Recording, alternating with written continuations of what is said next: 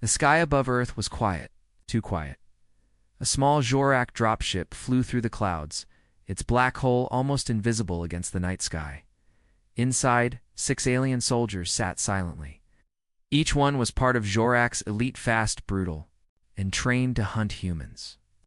Their mission was simple: track and kill the last human scout hiding in this region. They laughed when they heard the target was a female.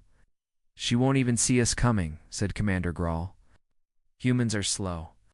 Another chuckled, loading his plasma rifle. "Especially the females." Their shuttle landed in the middle of a vast open field. Cold wind blew across the grass. Night vision showed nothing but trees and an empty valley. And then, "Commander," whispered the scout from the front, "I see something." South side, standing still. They all turned their heads. There she was. She stood alone, in the middle of the field, with no armor, no weapon, no helmet. Just a dark coat and short black hair that moved with the breeze.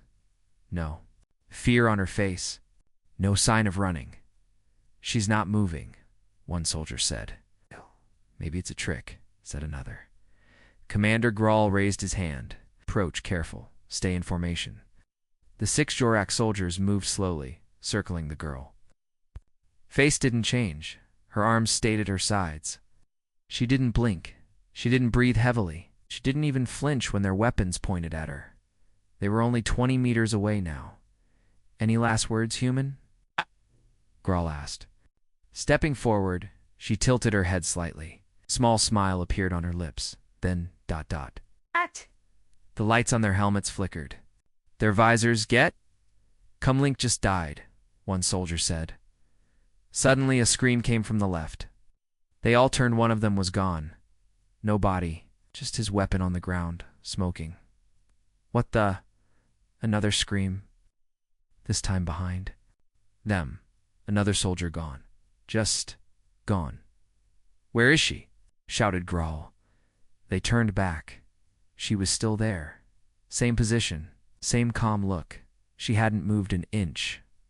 "Impossible." "Out," whispered the last scout. Then dash crack. His neck twisted. Grawl spun around and fired in every direction. The plasma shots lit the air, burning holes in the grass. But nothing hit. Only 2 soldiers remained now, Grawl and 1 heavy gunner. "Fall back." Grawl barked. They turned to run, but the gunner stopped. He didn't scream. He just fell. Forward, silent, dead. And then Grawl was alone, breathing hard. Weapon shaking, he turned slowly. She was standing right in front of him, too close. He hadn't heard her move, hadn't seen her step. She was just there. He raised his weapon. But she gently placed 1 finger on the barrel and pushed it down. "You're too slow," she said. Softly, Grawl froze. He had never seen a human move like this. She didn't teleport. She didn't fly. She was just better than thought. Who are you?" he whispered. She didn't answer. She simply stepped past him, into the fog. He turned to shoot, but realized he couldn't feel his arms. He looked down. Blood. His arms were gone, and she was gone too. Back in orbit. The Zorak command ship waited for the squad's report. No signal. No voices. Just static. A junior officer checked the last image received from the field. It was blurry, but showed 1 clear detail. A human female, standing in the fog, completely calm. No fire. No chaos. No battle sounds. Just silence. Commander Trylock stared at the image. "Send backup," he said. The officer hesitated. "Sure, she didn't even move." Trylock frowned. "That's what makes it worse." Ending line strong suspense. The galaxy thought humans were slow. That night, Earth proved speed is not how fast you move, but how fast your enemies vanish. High above Earth. Inside the Zorak battlecruiser Ravager, silence filled the command deck. The room was cold, metal walls shining with red lights. "Commander." Trylock stood in front of a giant holoscreen. On the screen, the mission report from the failed ground squad. No audio. No footage. Only 6 dots. "Gone wiped out in under 7 minutes. Player profile again. Trylock ordered an officer. Tapped the console. A glowing file appeared. Name: unknown species, human gender, female height, 1.68 meters. Age, EST, 28 Earth years combat rank. None military affiliation, none threat level. LOW. The officers burst into laughter. Low threat. Chi. Killed 6 of our best. Another grinned. She's small, no armor, no known weapons. Maybe the first squad just panicked. Da, da, da, da, da, da. There were no screams. There were no screams, no gunfire. They vanished like smoke. He leaned closer to the screen. Her image was grainy, but her eyes looked strange. Calm, empty, cold. He tapped the console again. Sin Squad Delta, heavy armor, auto drones, sensors, track her, erase her. Hours later, Squad Delta touched down in the same area. This time, they were prepared, 10 soldiers in power armor. 3 scout drones in the air, ground scanners deployed. They moved in formation, eyes scanning every shadow. Sergeant Malron, the leader, spoke calmly. Keep eyes sharp, stay close. Drones have thermal and M tracking. She won't sneak past us. The soldiers advanced through the field into the tree line. Nothing. The forest was quiet. Too quiet. One drone picked up a faint heat signal northwest. Moving fast. She's running, said one soldier. Typical human. Scared. 2 drones followed the heat trail. Disappeared from the feed 5 seconds later. Drone 2. Report. Silence. Drone 3. Still silence. Then a voice crackled through their coms, but it wasn't one of theirs. It was human. A whisper. In perfect Jorak language. Too slow to dodge. Let's test that. Panic hit them. Who said that? Where is she? Malron shouted, form up. Full alert. But before they could move, one soldier was pulled upward into the trees. He didn't even scream. His armor hit the ground seconds later, empty. Another soldier turned to run. Something sliced across his legs. He dropped. She's behind us. No, wait. She's in front. One soldier spun in circles, firing blindly. They were surrounded. But there was only one enemy. Just one human. Back on the command ship Trylock. Watch the feed. One by one, the helmets went dark. No enemy signatures. No thermal blips. No sounds of battle, just static. Only one short message arrived through. Delta Squad's come sent from Sergeant Malron's suit before it too went silent. She's not hiding. We're being studied. Lost Claws tapped the metal railing. He turned to his officers. Send in the hunters, he growled. The room fell silent. You mean mercenaries? Yes. We're not fighting a soldier. We're facing something else. In the lower decks of the ship, a transmission was sent into deep space, encrypted. Top level. Only a few knew the name of the unit being contacted. They were called the Greythorns, ruthless alien hunters who specialized in killing humans during the old Earth conflicts. They only worked for the highest bidder, and they had never failed. When they received the message, only one thing interested them. Target human female, unknown designation. Eliminated 2 elite squads. Last seen standing still. Their leader grinned, tusks showing. She stood still. And they all died? The hunter leaned back and whispered, Then let's see what happens when we move first. Ending suspense, part 2. Far below on Earth, in the deep forest, the girl knelt beside a river. She touched the water gently. Ah! Small reflection appeared.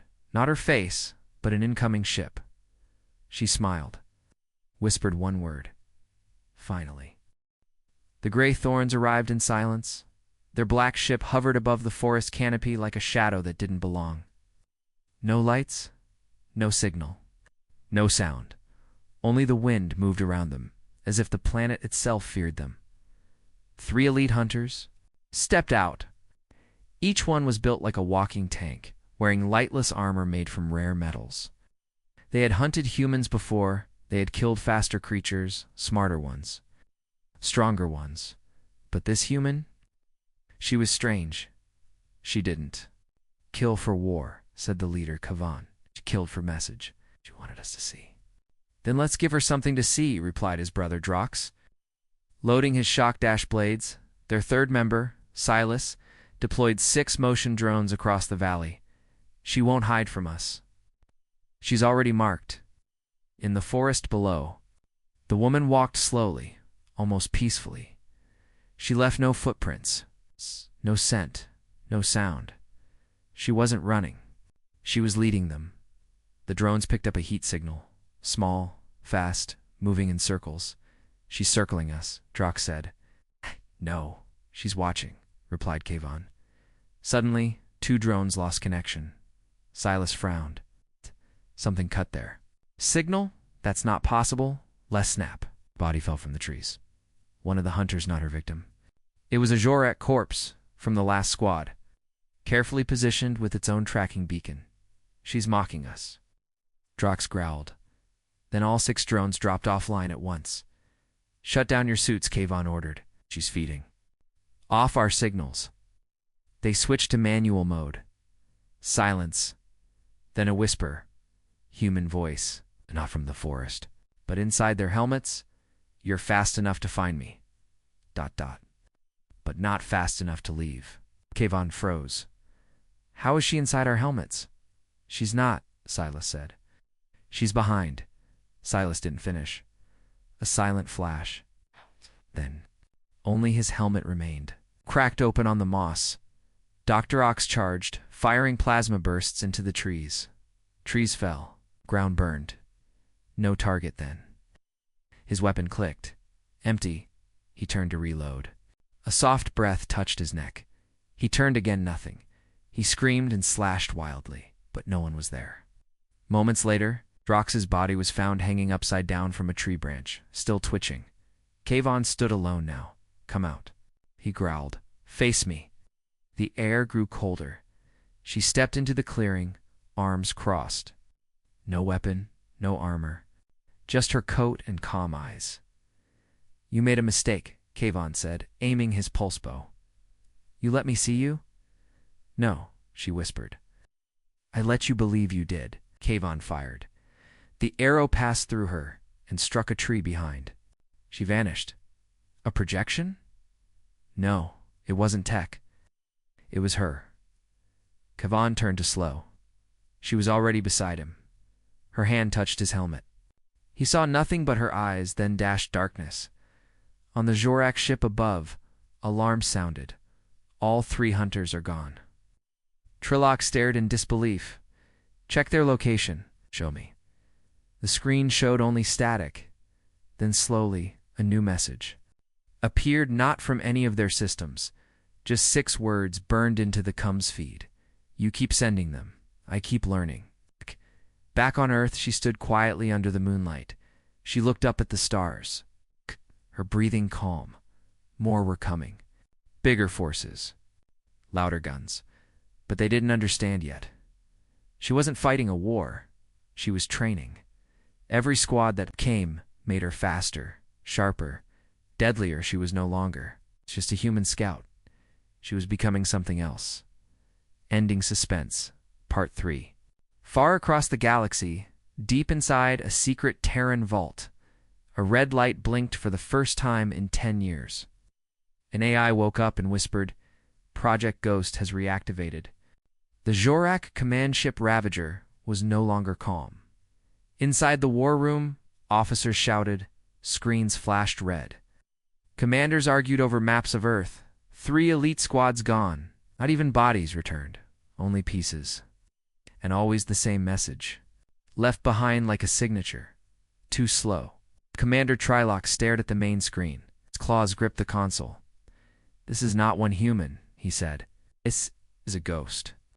One officer whispered, Permission to evacuate high orbit, sir. Trilok slammed his fist. No, we end this now. Send the mercenary guilds. Bring the war professionals. We're not chasing a girl anymore. We're dealing with a weapon. The stars, mercenary guilds received the emergency broadcast. Bounty. 1 million credits. Target human female. Threat level, red. Details, does not flee, does not speak, does not miss. Some laughed. She's just one human, scoffed a mercenary lizard man. I'll catch her before dinner, said a six-armed killer from the Zeltran Syndicate. But one mercenary, an old warbot named Crag, said nothing. He had fought humans before. He only whispered, "You're not hunting prey. You're stepping into her story." Back on Earth. She stood in an empty village. The houses were broken. Silence hung in the air. She walked between the ruins, her steps soft. She paused at a wall where children had drawn stars and planets. Her eyes softened. Once, this place was full of life. Now, only ghosts remained in her memory. The mercenary teams landed 6 ships across a 10-kilometer radius. Each team used different tactics. Team 1, drones and scanners. Team 2, heat seekers and EMP mines. Team 3, traps. Lots of traps. They all had one mission: flush her out. What they didn't know was she was already inside the trap grid. Watching, she didn't attack. Not yet. She listened, measured, counted their footsteps. Team 1 entered a building. Boom. No explosion, just sudden silence when Team 2 entered to check. The walls were covered in symbols drawn in ashdod. One of them read, "Speed is not chaos. It's rhythm." The soldier turned around. She was there. He tried to shout, but no sound came out. Above Earth, secret human satellite picked up heat signatures, vanishing one by one. The Terran Defense Council woke from its silence. "Is it really her?" asked one general. The AI replied, "Ghost protocol match, 98.9%. But she was shut down." "No," said the AI. "She disappeared." Inside the forest, only 2 mercenary teams remained. They huddled in a bunker, frightened. "It's like she's everywhere," one whispered. "She isn't everywhere," said the leader. "She's just faster than time." Suddenly, a wall of the bunker bent inward. It didn't explode, didn't burn, folded like paper. She stepped in, slowly, quietly, not angry, not loud. The mercenaries dropped their weapons. One of them said, "What are you?" She looked at him and finally answered, "I'm the consequence." Back on the Ravager. The officers watched in horror. 10 ships sent. None responded. All that remained was a final short. Clip grainy Gelictony. It showed her standing still in a room. Blood on the floor, light flickering. The timestamp read, "Footage captured before the team arrived." Trilok turned pale. She was there before they landed. Ending suspense, Part 4. On a distant planet, a child watched the bounty board. Update: the bounty on the human female was removed. In its place, "Do not engage. Flee on sight." The child asked, "Father, why is she so feared?" The father whispered, "Because she never runs, but you should." Far away, on a hidden Terran outpost, buried beneath a frozen moon, a long-forgotten AI came online. Its eyes glowed red as it scanned the data from Earth. Codename: Ego detected. Movement signature: confirmed. Kill pattern: confirmed. Project Ghost: reactivated. Back on Earth, she stood at the edge of a broken bridge, looking down into the river far below. Her coat was torn, her hand was bleeding, but her eyes still calm. She wasn't tired, she wasn't afraid, but something behind her eyes hurt. A memory. Years ago, she was known only as Subject E-7. She had been taken as a child, orphaned by one of the early alien wars. Chosen for her reflexes, her instincts, trained without rest. Project Ghost wasn't a normal military program. It was secret, illegal, even to the human government. Their goal: create soldiers who didn't react, but predicted no commands. No orders, only instincts trained to perfection. Subject E-7 was the best of them. She could move before danger arrived. She could strike before enemies blinked. And worst of all, she could vanish without a sound. But when the war ended, the Council feared what they had made. Too fast, too dangerous, too quiet. So they shut the project down. They gave the ghosts one choice: be erased. She disappeared. The forest wind blew her coat back as she walked through the ruins of a city now taken by trees. Buildings cracked, roads split. Nature took everything back. She didn't belong here anymore. Not with humans, not with aliens, not even with the past. But she had one reason to stay. One final name. Left on her list, far above. The Jorak Council had changed its tone. Commander Trilok no longer spoke in threats. He spoke in fear. She is not just a killer, told the High Command. She is our lesson. The Council sent no more squads. They sent an offer. A transmission was broadcast across Earth in every known human language. We request negotiation. We offer peace. No reply came. Instead, she walked into a quiet bunker. It had been sealed for 15 years. Inside, dust, silence, and an old metal locker. She opened it slowly. Inside was a small drive, only one word written on it. Echo. She connected the drive to a broken tablet. It flickered. Played the last message from her creator, an old woman with kind eyes. If you're hearing this, they pushed you too far. But remember, you were made to protect, not to destroy. If they fear you, make them understand you. The woman paused in the video. Or, if they won't understand, make them remember who they're dealing with. The screen went black. Echo closed her eyes. For the first time in years, she breathed deeply. She stood up, the drive in her pocket. But now she wasn't alone. A shadow moved in the doorway behind her, an old human soldier-gray beard. Broken armor. He raised his hands, no weapon in sight. I'm not here to fight, he said. She said nothing. I worked with your team. Before they erased it, still no answer. They called you Echo, but your real name was Mira. Her eyes shifted just slightly. He took a slow breath. There's a human fleet preparing to come down. They think you've gone rogue. They think you're a weapon gone mad? She turned toward him. And what do you think? She asked quietly. He smiled sadly. I think you're the only one still doing what's right, in the wrong way. Above Earth, the human fleet moved into position. Their scanners picked up nothing, only an empty city below. No heat signals, no weapons, no threats. Yet, they felt afraid. They didn't know why, but something was down there, something fast, something watching. Ending suspense. Part 5. Inside a Terran warship, an officer received a message from the surface. No code, no signal trace, just one line of text. Project Ghost never ended. It just went quiet. The bounty went viral. Across the galaxy, in bars, spaceports, and bounty halls, one name spread like wildfire. Not Mira, not E7. Just one word, Echo. And under it the warning, do not approach alone. Do not engage without full force. Contact lost squads have not returned. But greed is louder than fear. The Jorak had raised the bounty again. 5 million credits. Dead. Only that much money could buy a planet. And so the hunters came, on Earth. Mira stood atop an old radio tower, her coat dancing in the wind. She looked up at the sky. More were coming. Big ones. Not scouts. Not mercenaries. Killers. They didn't care about peace.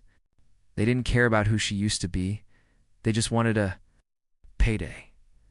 But Mira had changed too. She wasn't just faster, she was ready. The first bounty hunter arrived at night.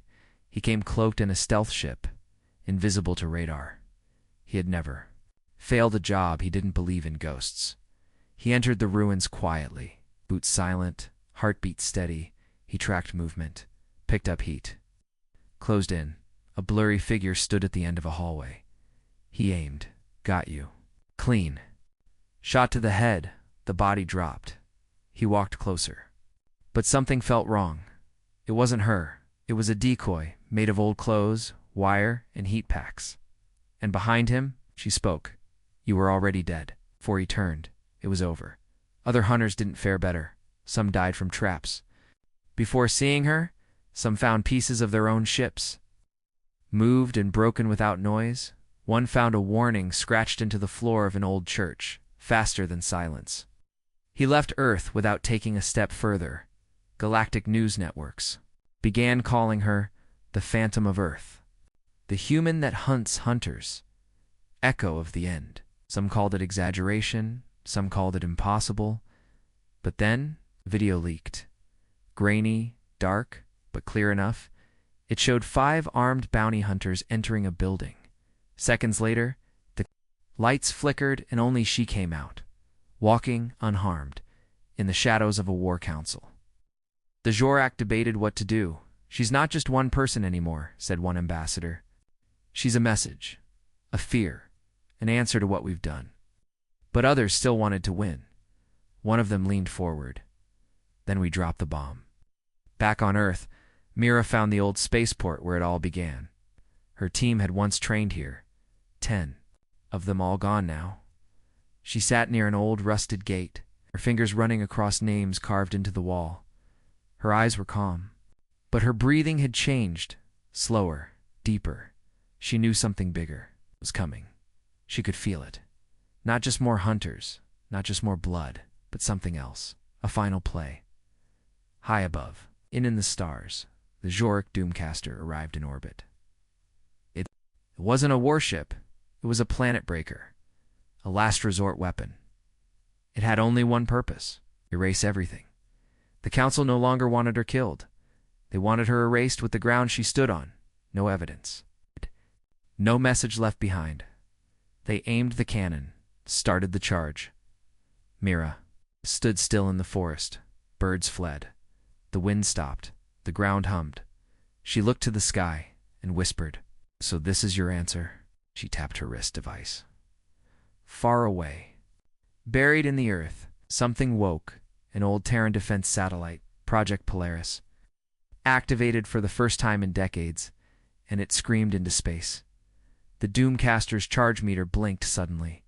Alarms blared, its systems fried, its circuits burned. One of its own satellites exploded.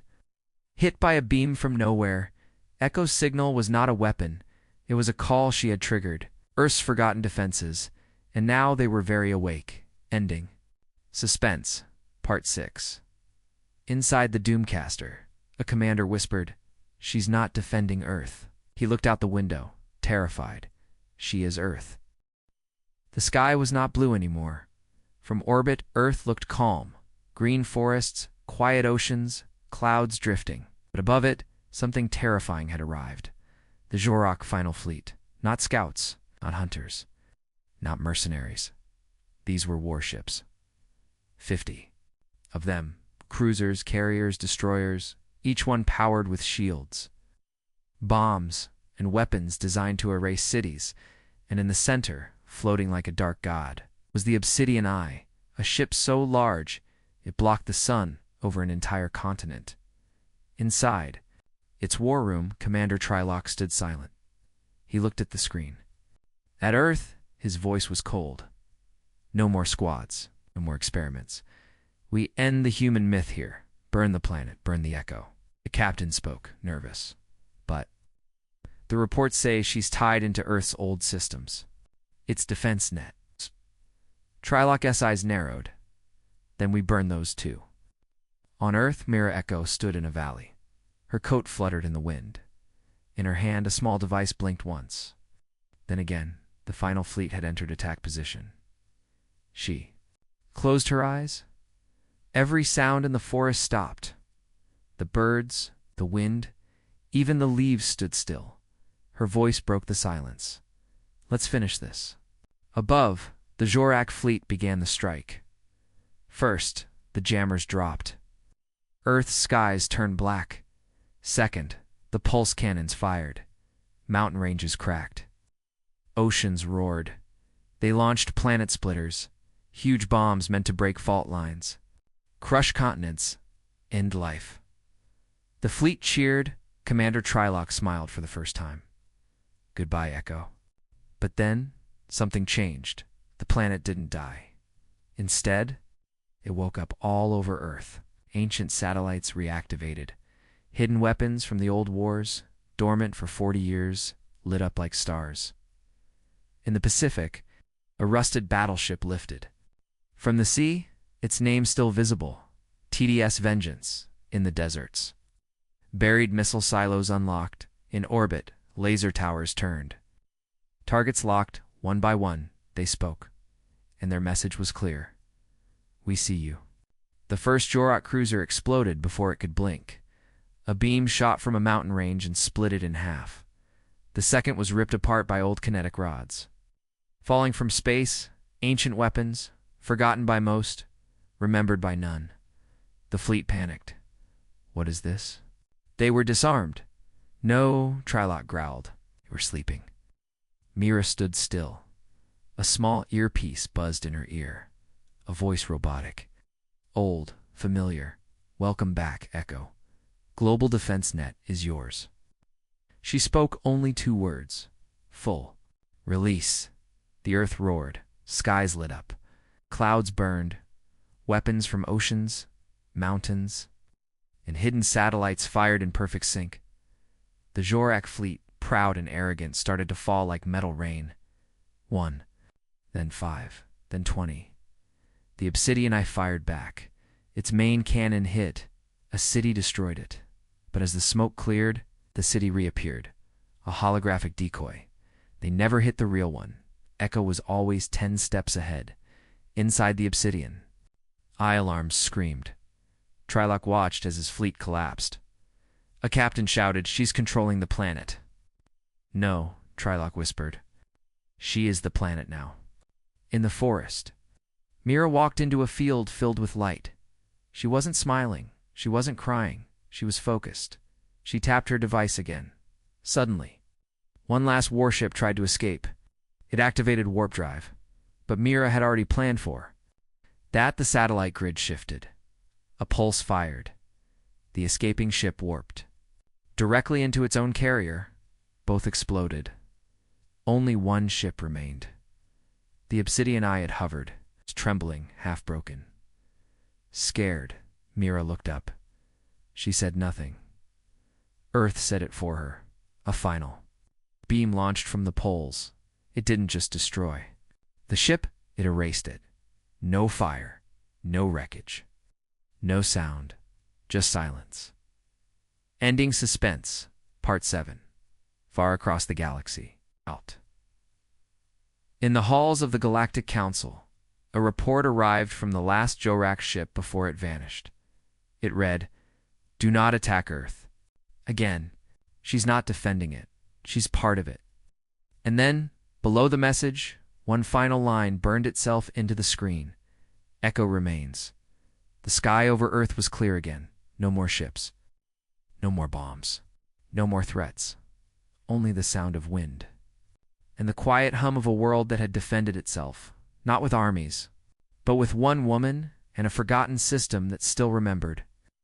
Her Echo had one, but she didn't smile. She sat alone at the edge of a high cliff, looking down at the forest below. Smoke rose from the wreckage of enemy ships. Metal burned in. Silence. The war was over. For now, but she knew something others didn't. This wasn't victory. It was a warning across the galaxy. The story of Echo spread faster than light. It wasn't told like other war stories. No parades, no speeches, no medals. Just whispers. In dark rooms, generals spoke carefully. Never underestimate a human again, especially the quiet ones, especially her. Some called her a ghost. Some said she was a machine. Others believed she wasn't human at all, just Earth's will given form. But those who had seen her knew better. She was human, just sharper, colder, faster, made for war. But tired of it, in a training facility on a distant moon, young alien soldiers watched grainy footage from the battle. One asked, "Why didn't she run when the fleet arrived?" The instructor said nothing. Instead, he showed a still image of her standing alone in the field as warships circled overhead. The caption read, "She never runs. She waits." Back on Earth, Mira walked into the ruins of an old base. The paint was peeling, screens broken, lights long dead. But the silence felt like home. She passed by the names of her old team, the other ghosts. It's all gone, all forgotten. She placed her hand on one name, Lena G3. Her voice cracked softly. "We were supposed to fade, but I didn't." A small voice buzzed in her ear. The AI from the Terran net. You were not supposed to. You were the final line. Far above, the Galactic Council met in secret. No Jorok were present. Their empire had collapsed in shame. The council debated Earth's future. Should we leave them alone? Should we try again? Or should we make peace?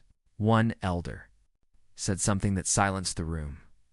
You don't negotiate with ghosts. In a hidden human colony, a child read a new story added to their school tablet. It wasn't a fairy tale. It was titled, The Woman Who Erased a Fleet. The story didn't show her face. It didn't talk about how fast she moved. It talked about why she fought. Because the galaxy laughed. Because they underestimated her people. Because they believed humans were slow, weak, soft. Until she stood up alone and proved them wrong. 1 year later, a Jorok survivor tried to land a small ship near Earth's orbit. He sent a peaceful message, I come to apologize, but no one answered. His ship was quietly disabled midair. Not destroyed. Not damaged, just stopped, held in place. Then a voice echoed through his ship, female, calm, familiar. Apology accepted. Return home. And don't come back. The ship turned around automatically, and he wept, not out of fear, but out of respect. On Earth, Mira stood under the stars once more. The wind touched her face. Her coat moved softly. She was not chasing enemies now, not hiding, not hunting. She was watching because peace was fragile, and someone had to stay awake. Final lines closing. They mocked humans once, called them slow, soft, weak, but when their fleet vanished in silence, when their bravest fell without firing a shot, when they learned the meaning of fear from one woman alone, they never laughed again because now the galaxy knew she erased the squad before backup ever arrived.